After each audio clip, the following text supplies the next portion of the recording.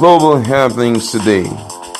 We communicate, we analyze global news. Stay tuned. Hello, beautiful people. Welcome to Global Happenings Today. A quick recap. The CEO of Super TV, that's Micheal Ataga, that's the chief executive officer that was allegedly murdered by one Chindinma Ojukwu, seems to have gotten a crown on her head that is sparking a lot of reactions. Talk about a beauty mixed with blood. You may probably find out in a moment what this entails and what Nigerians are saying over the fact that in the midst of a crisis, she seemed to have won a crown on her head. But before we go into the news report to find out the update on the case and what she's up to right now, obviously having some sort of glory on her head, please subscribe to our channel by clicking on the red subscribe button. Beside it, you'll see a bell notification icon. Please go ahead, click on it to get notified as soon as we update our channel on YouTube. Well, Chindinma Ojukwu, the alleged murder suspect of Micheal Ataga, Chief Executive Officer of Super TV, has been crowned Micheal 2022. She won a beauty pageant at the Kirikiri Female Prison as they marked the International Women's Day with this year's theme, Breaking the Bias.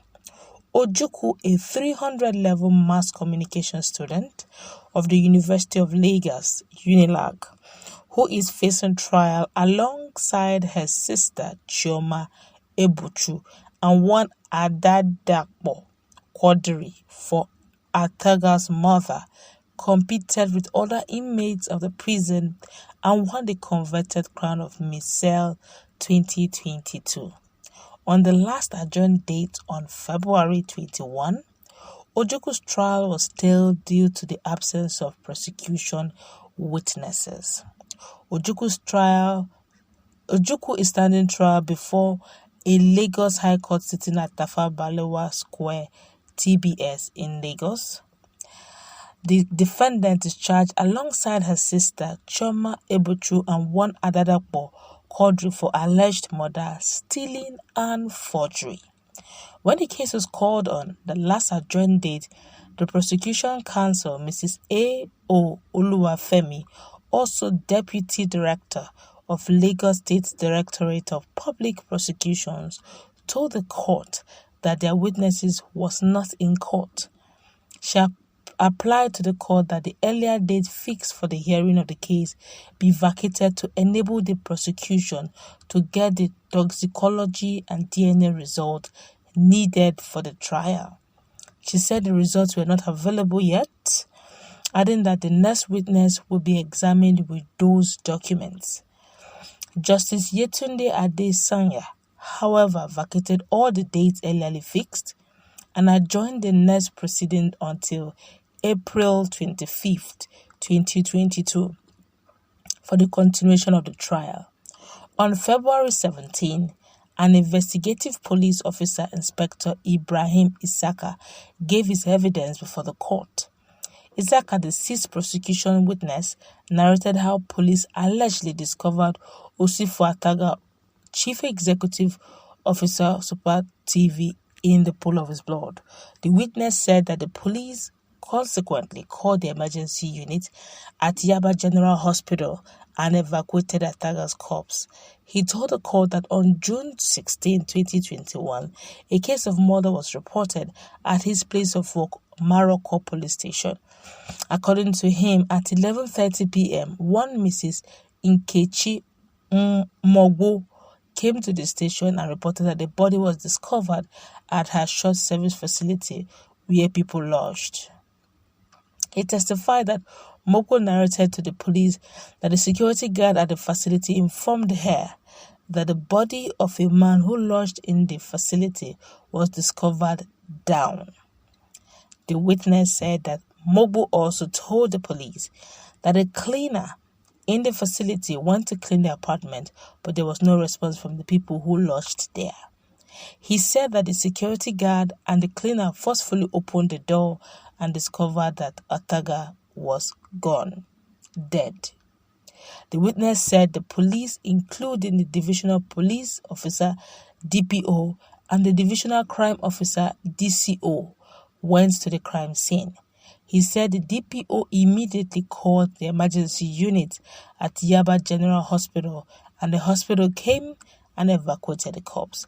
The witness also said the following morning, June 17, the Commissioner of Police advised that the case be transferred to Homicide Section, Banti. He said that the police team from Banti asked him to follow the team to the crime scene, and he did.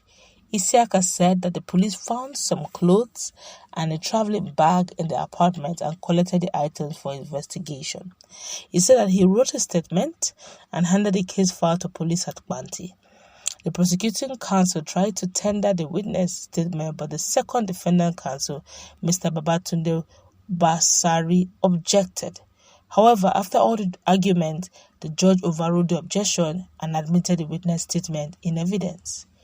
The three defendants were arraigned on October 12 on a 9-count charge preferred against them by Lagos State government. Ojukwu and Quadri are facing the 1st to 8 counts bordering on conspiracy, murder, stabbing, forgery, making of bank statement, and stealing.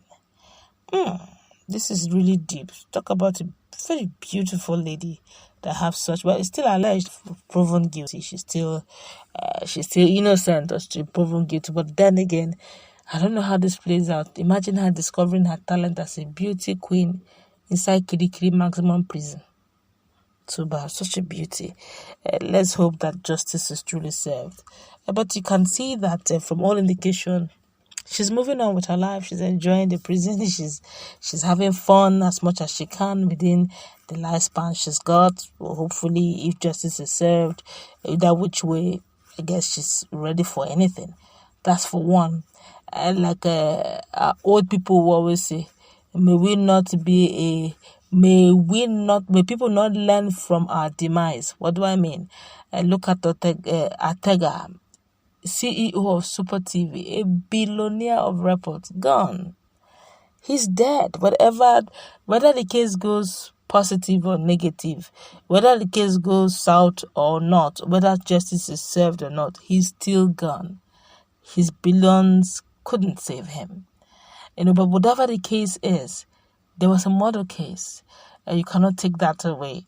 But the question now is, there seemed to be a case of she's not guilty, she's not the one.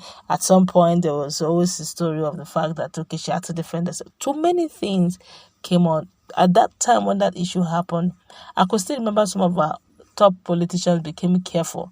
They're like, so if young girls, those ones that usually like to carry side chicks, now they are getting careful if a billionaire can go down in such an unceremonious manner.